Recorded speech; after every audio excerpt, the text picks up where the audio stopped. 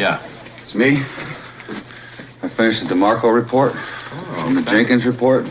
Good. Then I compiled the January arrest statistics, and then I projected them for February, March, and April. Is that it?